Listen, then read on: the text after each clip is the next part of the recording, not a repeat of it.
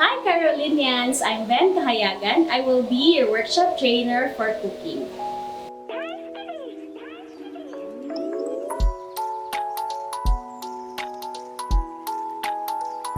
Welcome to my kitchen. Our recipe for today is creamy pasta carbonara. But this version is different, slightly different from the usual carbonara because it will involve more ingredients and more and corn, which is different from the usual carbonara. This recipe came about, it's a mixture of beef stroganoff and the usual carbonara. So this recipe was invented by a friend actually, and I copied this recipe and changed it a little to make it my own version. Okay, for the ingredients, we'll start with olive oil, and then butter, minced garlic, diced onions, white onions, and then corn, mushrooms. If you cannot find the pieces and stems na mushrooms like this, they're cut like this, you can cut the mushrooms lengthwise. And then we'll also need ground beef. But if you do not have ground beef, you can also use prawns and chicken as an alternative to beef. I haven't used pork ever, so I cannot tell you something about the pork. So I can only tell you na mas okay ang prawns and chicken. We will also need pasta, cooked pasta. Depende ninyo kung unsa kadaghan, but uncooked pasta, 50 grams of uncooked pasta is good for one person. So tansyahan na lang ninyo siya. And then we also need Parmesan cheese and a mixture of cheddar and mozzarella. So this will make our carbonara creamier. So we will not use eggs compared to the usual carbonara because we only have cheese. And then for the seasoning, we'll be using salt, pepper, Italian seasoning, all-purpose cream, and that's it.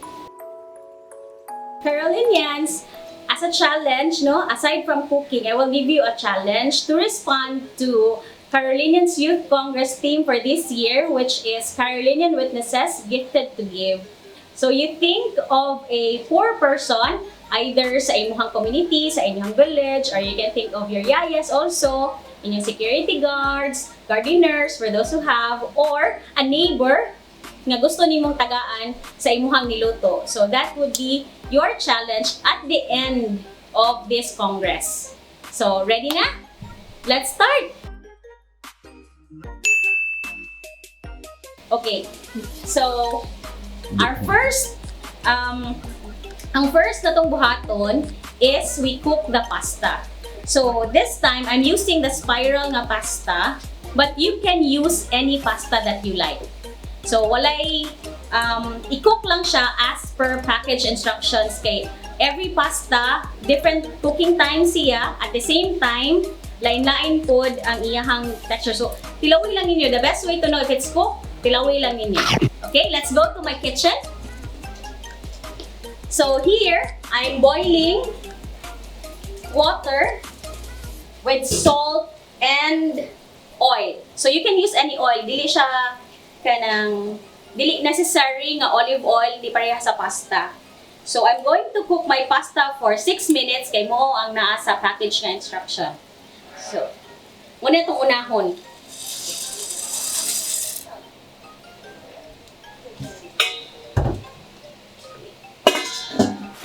And then, make sure nga na enough water to cook the pasta. For some, dili nila i-cover ang pasta, but for me, ako siyang i-cover. Okay?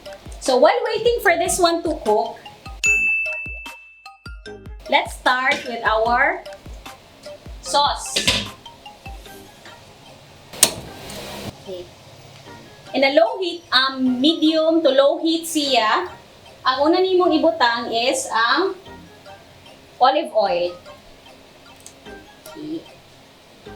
So, the exact measurements will be posted sa before this video kay eyeball na magugog ako. So, tansya-tansya lang siya normally. But for this one, basta enough lang siya to cover the butter. I use olive oil before ko magbutang sa butter kay para dili masunog ang butter.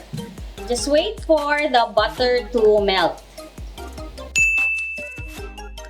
I normally put the garlic bisag dili pa kaayo init kay para dili masunog ang butter. Kaya make sure na low heat siya kay ang garlic dali ra siya masunog. Since low heat man siya, dugay gid ni maluto ang inyong garlic.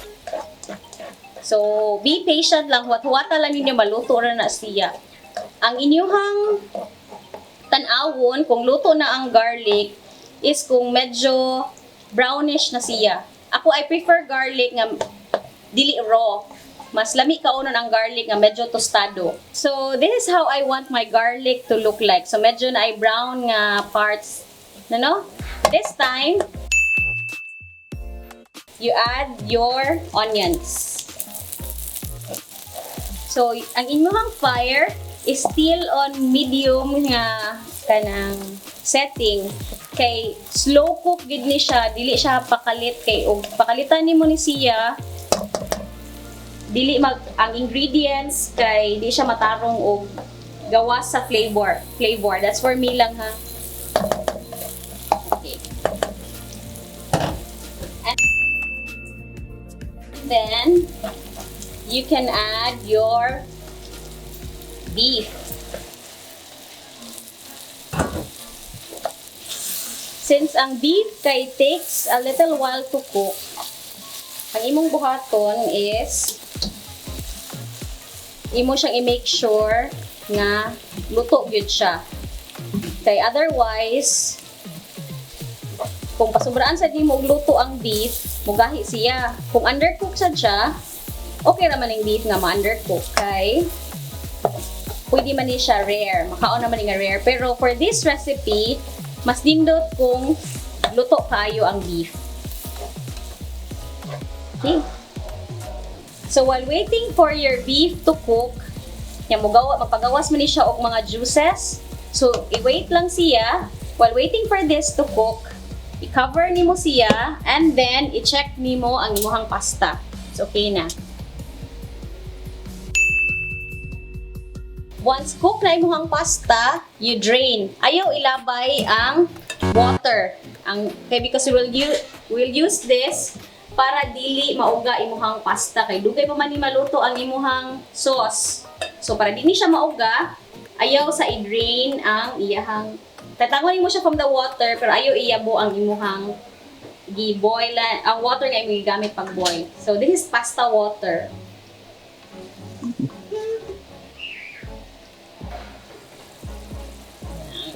Okay. So, muna akong gimin ganina nga mugawas na gid iyang mga juices. So, this is how it would look like. And then, at this point, imo nang i-add ang imuhang mushroom. Okay. And then, imuhang corn. Sulito na to. Then you mix. If na mga chunks sa beef nga ma-form, okay na siya. Mas lami na siya para murag nakay makuha nga unod dinig ka mix na nimo sa pasta. Dili siya kanang grainy ba nga beef. And then you put your seasoning. This early on magbutang nako og seasoning kay biyaan man nako siya for 20 minutes. So again,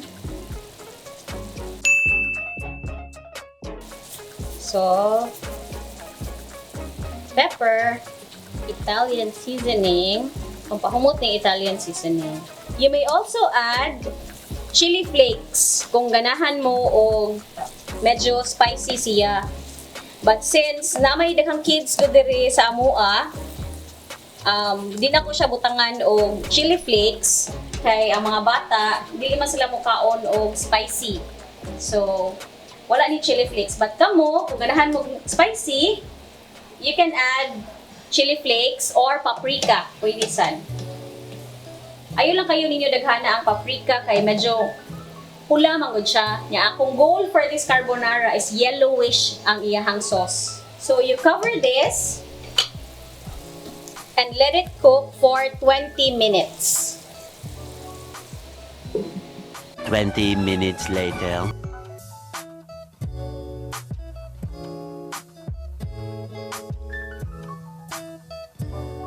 So, at this point, after 20 minutes, make sure na low heat gid siya or else magtibugol si Nestle cream inigbutang. Baka naman Nestle cream. Bayaran mo yan. Ba't ko babayaran yan? Inano mo, ako, bayaran mo yan. Sabi, Hindi na makita, hindi ko may nano yun ah. kahit na ano, bayadan mo yan. Okay, so at this point, i-add mo ang Nestle cream. Make sure di ay si Nestle cream is at room temperature. Dili siya bugnaw. Or else, kung bugnaw siya, ibutang nimo sa init, ang mahitabo magtibugol. So, okay. Musukol siya, musukol. So, you add the Nestle cream. Musukol man, oy. Okay. I-mix nimo siya og tarong because ang oil kaning yellow, oil na siya sa beef o ang corn. So, make sure isagol nimo siya. Nya low heat gyud ha kay magtibugol gyud na siya basta usok ang kayo. Dili maluto si cream. So, don't worry kung at this point dili pa magsagol kaayo ang oil ug ang cream. Magbuwag gyud na sila. So, if you notice, medyo dili siya saucy, no? Mura siya o baga ra kayo siya. Ito, tanawon. So, mo ni ang gamit sa pasta water. Di ba? Ingon ko ganina, ayaw sa siya ilabay. Once cook na yung mga pasta, you drain. Ayaw ilabay ang water. So, mo ni gamit sa pasta water. So, you get a little lang, ayaw lang kayo daghan na. Para lang, dili kayo siya sticky.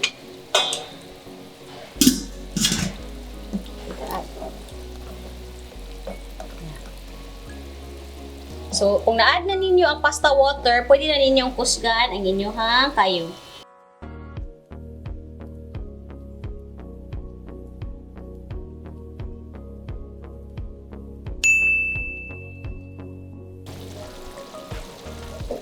This is a combination of mozzarella and cheddar. So, lansyahon lang ninyo kung unsa ka creamy inyong gusto. Kung dili mo ganahan o kanang lain nga cheese, ganahan mo og mga sticky nga cheese, pwede mo gamit og lain nga klase sa cheese. But ako, mo ni akong naandad nga gamiton mozzarella o cheddar. And then Parmesan cheese. Okay.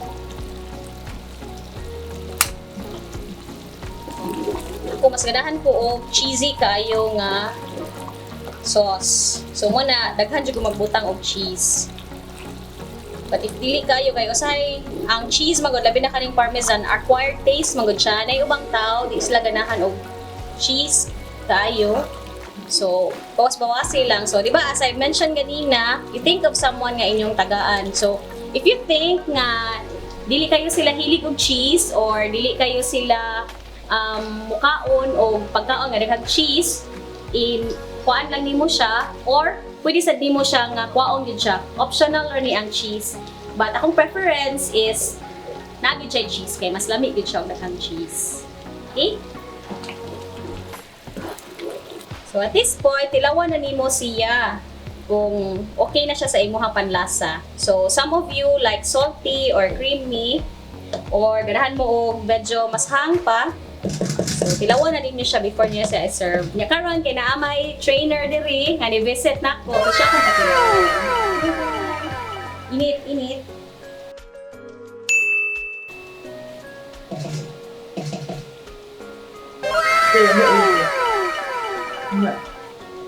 Dili. lang. Okay na, dili parat, dili. Sakto na dito, te. Sakto na? Okay. So you get your pasta. So ito siyang i-toppings.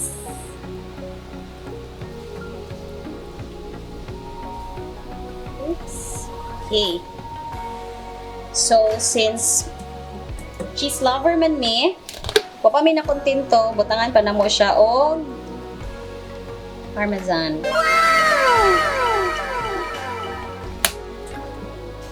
And that's it. Okay. Mananan.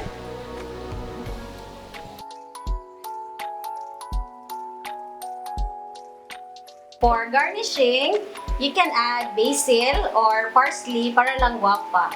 And then, for your challenge, kay pwede ninyo ipack o nindot nga sudlanan before giving it to the person nga inyong giting. So, this is your Pimi Carbonara.